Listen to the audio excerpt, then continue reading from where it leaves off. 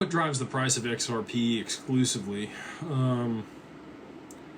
Up for almost all of crypto is speculative.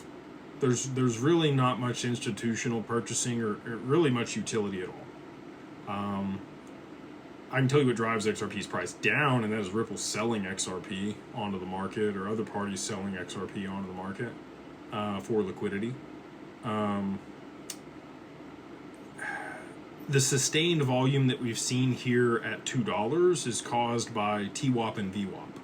So as these institutions move into the market and they need the backing or the XRP to support their spot ETFs, they are aggregating that. They're buying into the market, but they're not doing that in a large, big way where it's visible for people. So TWAP or VWAP is going to be time-weighted volume average. So if you had 50 million, $100 million and you wanted to average into a market, you would do that over a month or 2 months. And you would work with a provider that can get you the best prices. So they will average in every single day and try to snipe the bottoms, and they would only buy enough to move it back to their target price. And then they would continue to follow things along so that they could get you the best price over that term. And then they make a spread there. If they do better than the average, then they take the upside. So that's why you've seen sustained buy volume for XRP, and it hasn't fallen like the majority of the other assets in crypto, because there is demand from institutions and they are buying through exchanges and other means. It's just not extremely visible. OTC also. But that's what's caused price appreciation at this point. The times in the past where XRP has moved violently to the upside has either been announcements on things and then been dampened down from the Ripple case, or in 2017 when they locked up the escrow.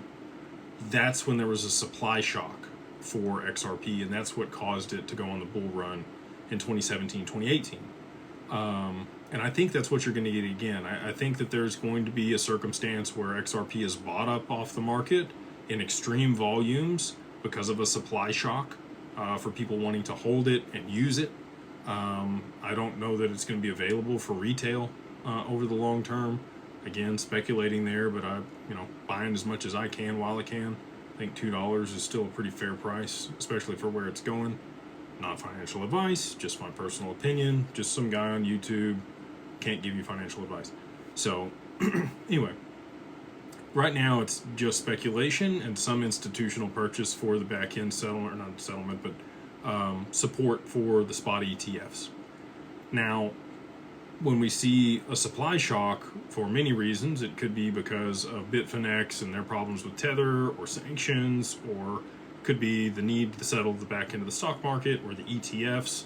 All of those things could culminate in the perfect storm where there's a huge supply shock for XRP all at one time, which is kind of what I think is going to happen.